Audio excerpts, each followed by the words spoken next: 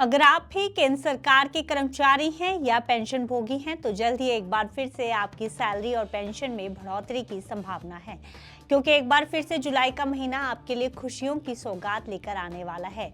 दरअसल AICPI IW के आंकड़ों ने साफ कर दिया है कि सरकार इस बार महंगाई भत्ते यानी कि DA में 3% की बढ़ोतरी कर सकती है।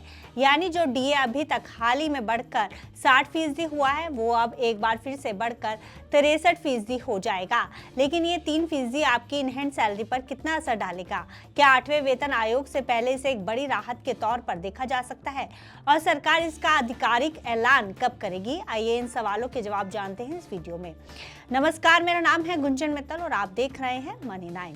दरअसल केंद्रीय कर्मचारियों और पेंशन भोगियों के लिए जुलाई 2026 की शुरुआत एक बहुत बड़ी खुशखबरी के साथ होने वाली है, क्योंकि केंद्र सरकार एक बार फिर से महंगाई भत्ते यानी कि DA में बढ़ोतरी का ऐलान कर सकती है। और आंकड़ों के गणित से संकेत मिल रहे हैं कि इस बार ये बढ़ोतरी 3% की होना संभव है। अब सबसे पहले जानते हैं कि जुलाई 2026 से क्या DA के 63% होने की संभावना है और श्रम मंत्रालय के आंकड़ों के अनुसार ये बढ़ोतरी क्यों तय मानी जा रही है। दरअसल AICPI IW इंडेक्स यानी कि महंगाई भत्ते का निर्धारण करने वाला all India consumer price index के आंकड़ों के आधार पर होता है। पिछले 6 महीनों के रुझान बताते कि महंगाई के ग्राफ में 3% की वृद्धि को अनिवार्य बना दिया है।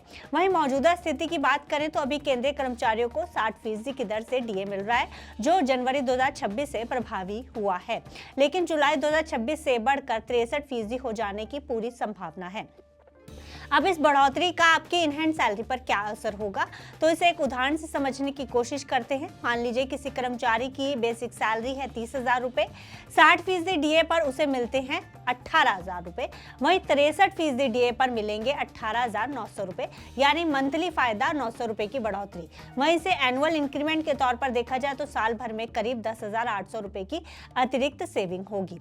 इसी तरह जिनकी बेसिक सैलरी 50,000 रुपए है, उनकी सैलरी में हर महीने 15,000 रुपए की बढ़ोतरी संभव है।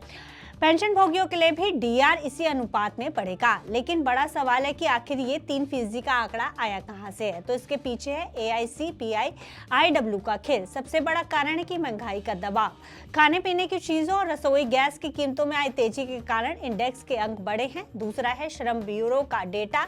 लेबर ब्यूरो हर महीने के अंत में AICPI इंडेक्स जारी करता है। जनवरी से जून तक के आंकड़ों का औसत ही जुलाई के DA को तय करता है। ऐसे में अगला कदम यही है कि अभी तक के रुझान 3% की ओर इशारा कर रहे हैं। हालांकि अगर जून का डेटा बहुत ज्यादा बढ़ता है तो ये 4% भी हो सकता है, लेकिन वहीं अगर महंगाई कम हुई तो ये 3% से कम भी रह सकता है। वहीं 8वें वेतन आयोग की बात करें तो DA की बढ़ोतरी ऐसे समय पर हो रही है जब 8वें वेतन आयोग के गठन की मांग तेज है। ऐसे में जैसे जैसे DA का आंकड़ा 60% के पार जा रहा है, कर्मचारी संगठनों का दबाव बढ़ रहा है कि अब नया वेतन आयोग जल्द से जल्द लागू किया जाए।